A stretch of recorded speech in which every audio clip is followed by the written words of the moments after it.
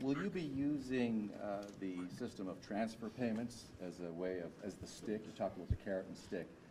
Is penalizing provinces who don't go on side potentially subject to some kind of penalization as far as transfer payments is concerned? Is that your tool? I'm immensely pleased with the plan we put forward today that actually recognizes one of the strengths of Canada's federalism, which is to work with the provinces to achieve shared goals. Canadians want to see carbon emissions reduced, and they want to know that their local strengths and challenges are being appropriately met, and that's why federal leadership will pull together all the provinces and make sure that we're actually tackling this responsibly. But is that your tool for getting compliance, is the system of transfer payments?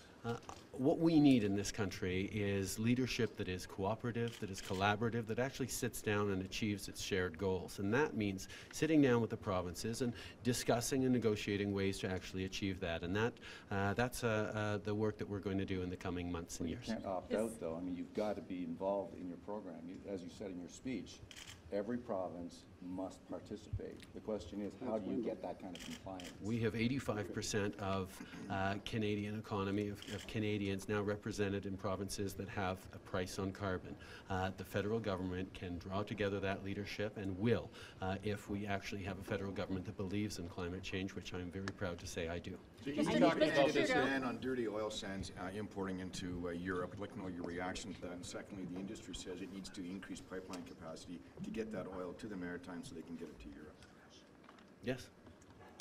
You're in favor? No, yes. We need to access our resources to markets. That's at the core of a big part of Canada's economy, and it's one of the most important responsibilities of any Canadian government to get our resources to market.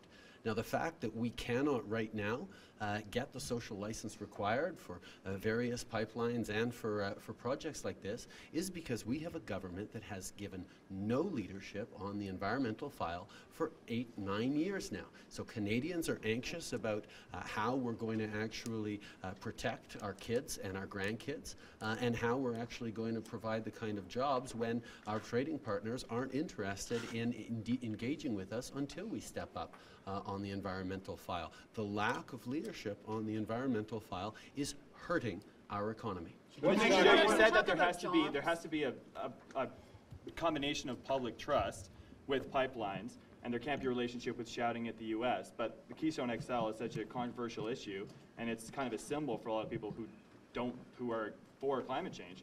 How can there be a public trust for Keystone if that's a symbol that people don't like? The public trust is broken because people no longer trust their government to look out for our long-term interests.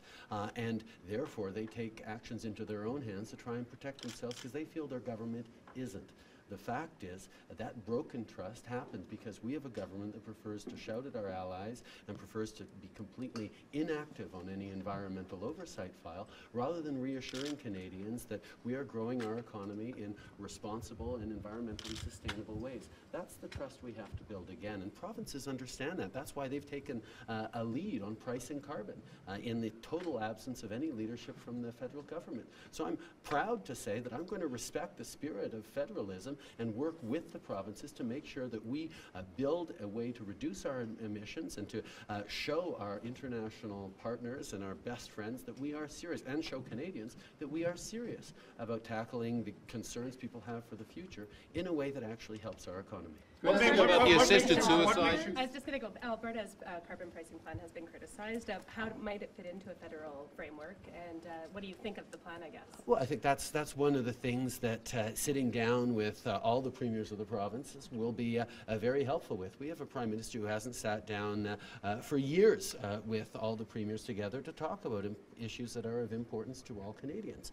And once we sit down and actually talk about how we can achieve various targets and how we can showcase to the world that we are serious about our responsibilities, we will see a possibility for growth and for social license that simply is not there with this current government. What makes you think that you can, the Liberals can win a seat in Calgary after a 47-year drought, since there hasn't been a seat? So why are your people last night at the rally? A lot of them are confident there could be at least one Liberal seat in the next, Actually, after the next election? Instead of looking at 47 years, I like to look at 9 years.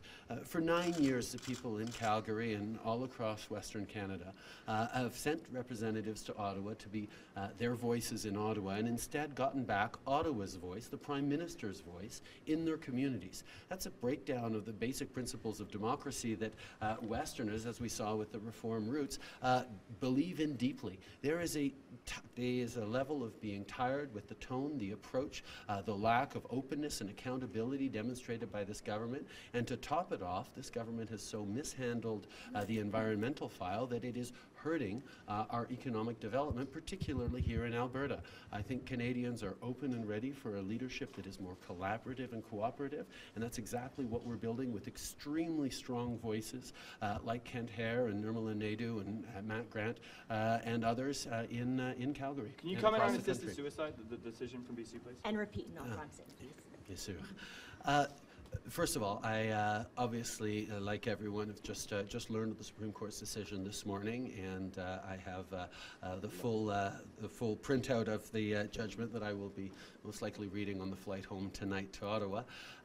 The fact is, I think it's very much grounded in the Charter, which is what the Liberal Party certainly stands for and stands to uphold.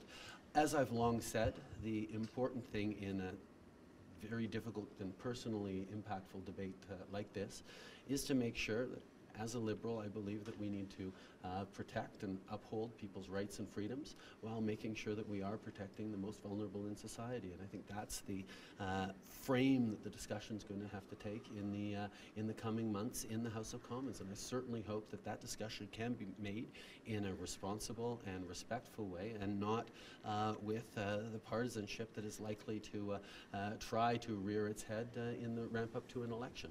En français. On vient juste d'apprendre, évidemment, de la décision de la Cour suprême, mais c'est quelque chose que je vais prendre le temps de lire attentivement, probablement dans l'avion en route pour chez moi ce soir. La réalité, c'est qu'en tant que libéral, je crois que nous avons le devoir de défendre les droits et les libertés des gens, tout en s'assurant la protection des plus vulnérables de la société. Mais c'est un enjeu qui est extrêmement personnel pour bien des gens, et je trouve que ça doit être adressé de façon responsable et raisonnable à la Chambre des communes. Last question. About jobs. Can you talk about job numbers, sir? What's your reaction to the latest job numbers? I think we've seen a modest uptick. I think there's concerns that many of them will be part-time jobs. But once again, we've seen over the past weeks that this government is lurching about, searching for a plan B.